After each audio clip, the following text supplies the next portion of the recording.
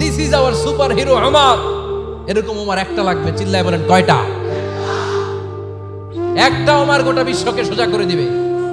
একটা ওমর সবল আর দুর্বলের সব পার্থক্য দূর করে দিবে। মাজলুমের উপর জালিমের অত্যাচারের অবসান ঘটায় দিবে। গোটা বিশ্বটাকে সাম্য, মৈত্রী, ভালোবাসার ইনসাফ দিয়ে পরিপূর্ণ করে দিবে। সেই ওমরের অপেক্ষায় আমরা। নিজের ছেলেকে 80টা বেত মেরেছেন। কয়টা? 80টা বেত মেরেছে। এই ব্যাপারে অনেকগুলো বর্ণনা পাওয়া যায়।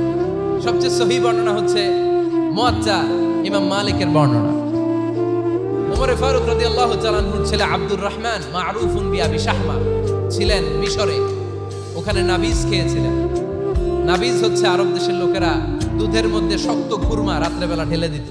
ঢেলে দিলে সারা রাত ওই খুরমার রসটা দুধের সাথে মিশে দুধটা লাল হয়ে যেত।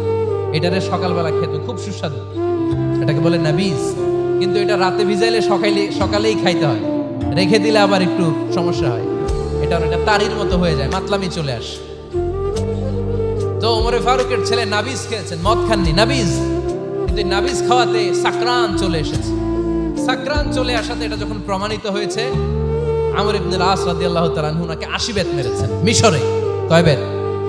নিয়ম হচ্ছে সবার সামনে, কিন্তু সবার সামনে না মেরে একটু গোপনে মেরেছে।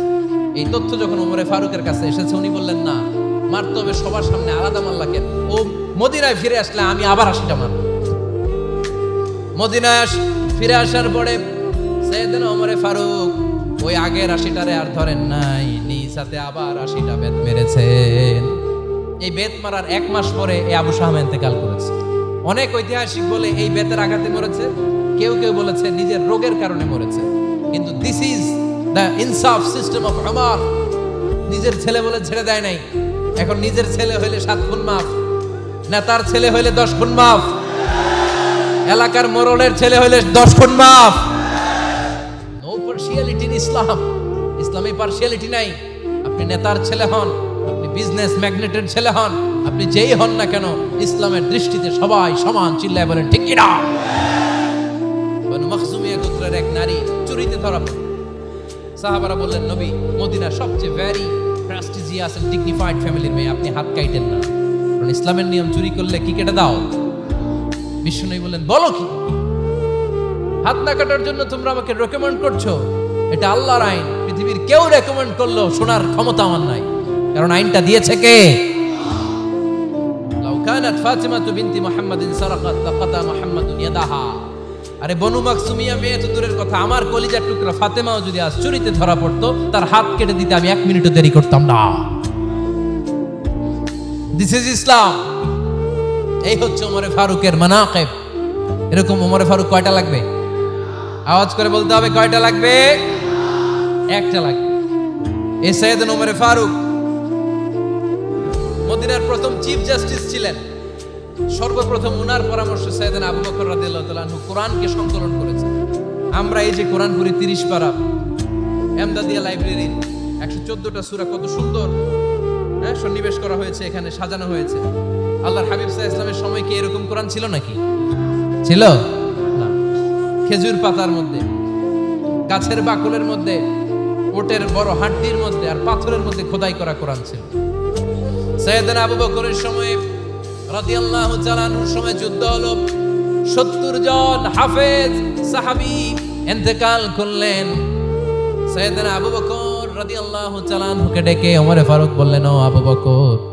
সাইয়েদনা ওমরে ফারুক এই হিজরি সনের গণনা শুরু করেছে। সাহাবারা বলল, আমিরুল মুমিনিন, খ্রিস্টানদের ঈসাই সন আছে, আমাদের মুসলমানদের কোনো সন নাই।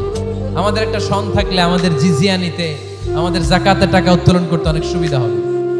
ওমর ফারুক বললেন, তাহলে কোন সালকে হিজরি, কোন সালকে মুসলিম সাল হিসেবে আমরা ঘোষণা দিতে পারি? একজন বলল, আমার নবী যেই সালে জন্মগ্রহণ করেছেন ওই সালে। ওমর ফারুক বললেন, না, আমার নবীর জন্ম আমাদের জন্য খুশির দিন, কিন্তু এটা আমাদের জন্য প্রেরণা নয়। প্রেরণা নবীর কাজে, ঠিক কিনা? আরো কিছু সাহাবারা বলল, তাহলে যেই সালে আমার নবী ইন্তেকাল করেছে ওইটারে প্রথম সাল ধরেন।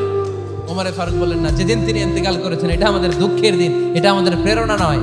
আমাদের প্রেরণা হচ্ছে বিশ্বনবীর ত্যাগ, তিতিক্ষা আর কাজের মধ্য দিয়ে। জোরে কোন ঠিক কিনা? ওমর ফারুক বললেন, যেদিন বিশ্বনবী ইসলাম রক্ষায় নিজের মাতৃভূমি ছেড়ে মক্কা থেকে মদিনায় গিয়েছেন, ওই দিনটাকে হিজরি প্রথম দিন ধরে আমরা হিজরি সাল গণনা করে শুরু করে দিব। ওইটাই হচ্ছে হিজরি সন। সেখান থেকে হিজরি সনের প্রবর্তন করেছেন সাইয়েদনা ওমর ফারুক রাদিয়াল্লাহু তাআলা আনহু। এই যে স্টেট গভর্নমেন্ট, এই যে প্রিজন, জেলখানা, ক্যান্টনমেন্ট, সচিবালয়, গণভবন, বঙ্গভবন, মুক্তিযোদ্ধাদের ভাতা, রাষ্ট্রীয় ভাতা, এই সব নিয়ম কানুন সাইয়েদনা ওমর ফারুক তার রাষ্ট্রীয় আমলে তিনি নিজে করেছেন। চিল্লায় পড়েন আল্লাহু আকবার। মুসলমানদের আলাদা কারেন্সি, নিজস্ব মুদ্রা ব্যবস্থা নিজে চালু করেছেন। সৈনিকদের মধ্যে যারা বিবাহিত প্রতি 6 মাস অন্তর অন্তর 1 মাসের ছুটি কাটাতে তারা ফিরে আসবে, সাইয়েদনা ওমর ফারুক চালু করেছেন। চিল্লায় আওয়াজ করে পড়েন আল্লাহু আকবার। এই যে আমরা 20 রাকাত সালাতুত তারাবি পড়ি রমাদানে, পড়েন না আপনারা? এটা সাইয়েদনা ওমর ফারুক চালু করেছে। সুবহানাল্লাহ পড়তে পারলেন না? কোরআনে মোট 22টা আয়াত আছে যেখানে সাহাবারা ইনডিসিশনে ভুগছিলেন। বিশ্বনবীর মত একটা, ওমর ফারুকের মত আর একটা। এই 22 জায়গায় আল্লাহ তাআলা বিশ্বনবীর মতের পক্ষে আয়াত নাজিল না করে ওমর ফারুকের মতের পক্ষে কোরআনের আয়াত নাজিল করেছেন। আওয়াজ করে পড়েন আল্লাহু আকবার।